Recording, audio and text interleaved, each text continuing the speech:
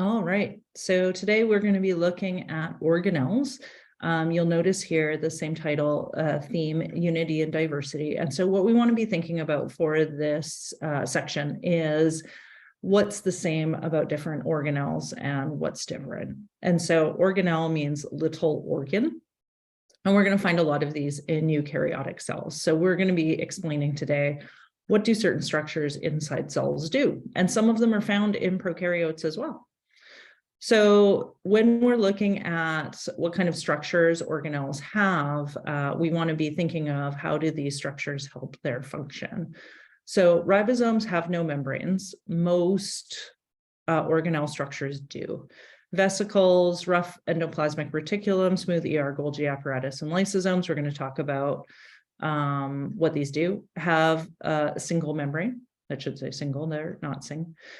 Nucleus, mitochondria, chloroplasts, chromoplasts have double membranes. And so the purpose of this double membrane, so you can see here with this chloroplast, the inner and the outer membrane, is to generate a concentration gradient. And that concentration gradient allows for, in mitochondria and chloroplasts and chromoplasts, for these organelles to generate a concentration gradient, which can be used to make energy. For the nucleus is just to keep the genetic material safe. For these ones, the single membrane, which you can see right here, is designed to separate these organelles from the cytoplasm. So they can do jobs inside themselves that are separate from the cytoplasm. But with ribosomes, they want to connect directly to material being produced in the nucleus and spit it out into the cytoplasm. So they don't actually need a membrane in order to do that. So separating organelles via membranes allows certain reactions to happen in certain places at certain times, store substances, move more membrane area, and to create concentration gradients. So when we're looking at plant cells here, this plant cell has been labeled. And so plant cells have large vacuoles, chloroplasts, and cell walls, which animal cells do not. And so one thing we need to be able to do is look at an electron micrograph like this and be able to say, is this a plant or animal cell? What are these things in here? And so do look at what's being identified here. So cytoplasm, vacuole, these little brown spots are starch granules. The key for a plant cell is the chloroplast. And so it's usually quite large and has some kind of pointy little black structures in it. Whereas mitochondria are much smaller. You can see one here. They're usually kind of ovoid, but it depends on how the cell's being cut in the freeze fracturing. Cell walls have a kind of square angular shape around them. That's going to be an indicator for a plant cell also. And then there's chromosomes inside this nucleus here, the nuclear membrane you can see around here. And endoplasmic reticulum is usually close to the nucleus, and we'll discuss why that is a little bit later. And then on the inside of the cell wall will be the plasma membrane. So roles of the nucleus: ribosomes, mitochondria, lysosomes, Golgi apparatus, chloroplasts, vacuoles, and vesicles. So nucleus is going to house DNA. And it keeps it stored away. It will also be responsible for making RNA, which will connect to ribosomes to make proteins. And so free ribosomes are ribosomes in the cytoplasm, and bound ribosomes are going to be ribosomes attached onto endoplasmic reticulum.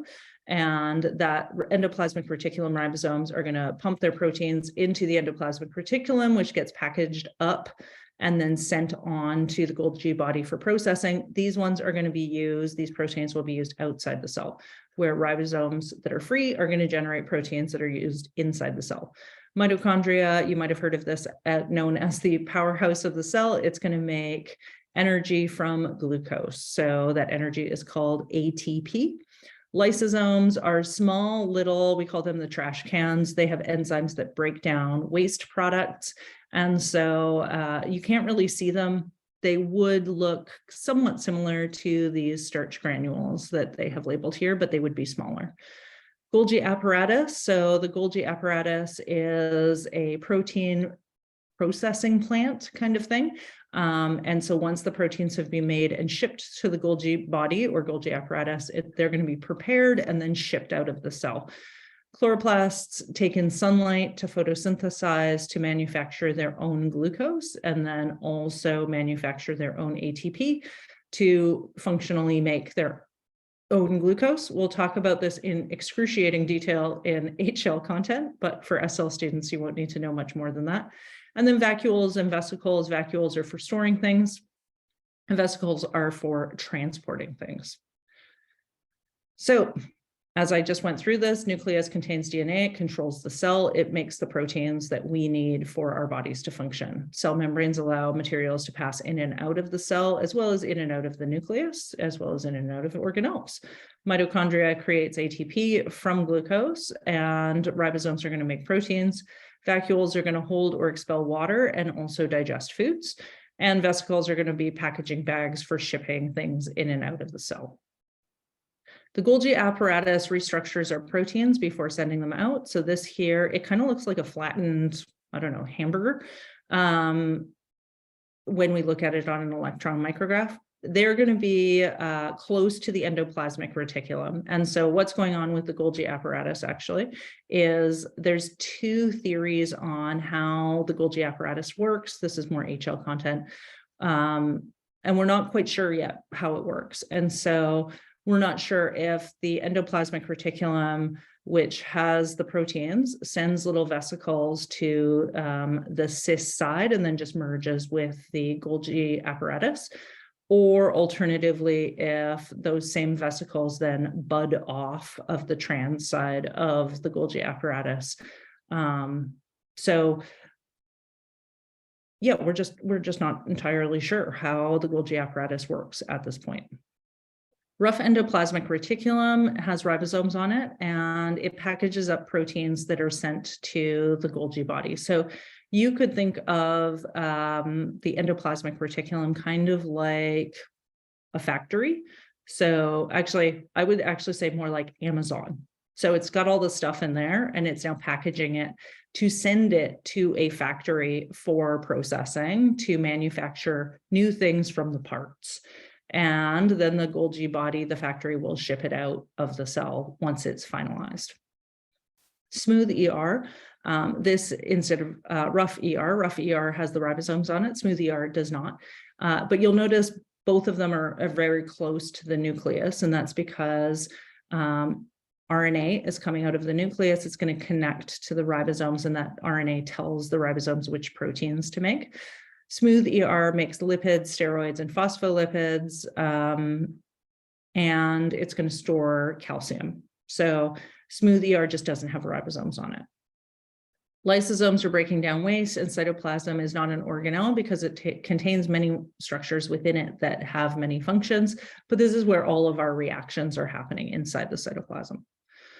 So these are two electron micrographs. One of is a plant cell and one is an animal cell. And so here you can see how big the chloroplasts are. And then there's one big centralized vacuole.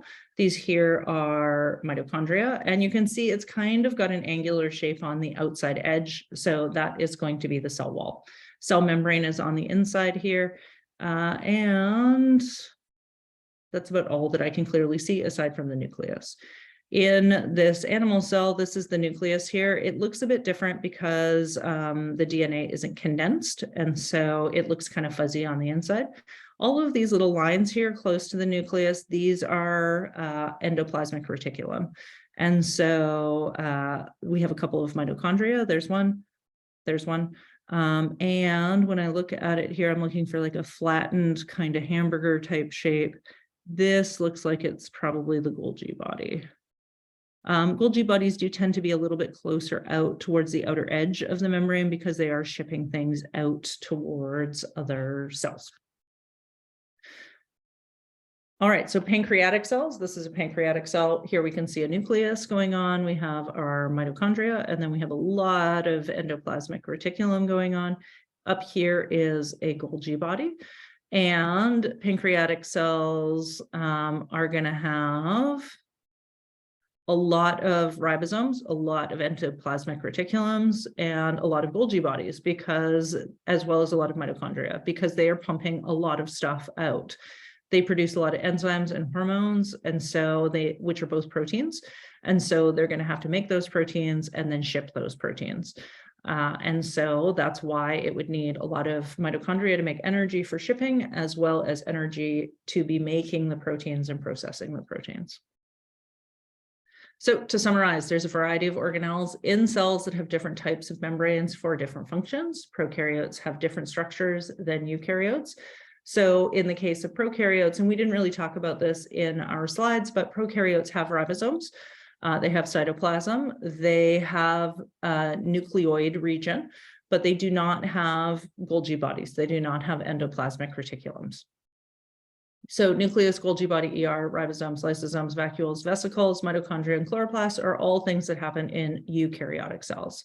And we will need to be able to identify structures in micrograph and then also measure sizes and calculate sizes for our own knowledge. Okay, that's it for today.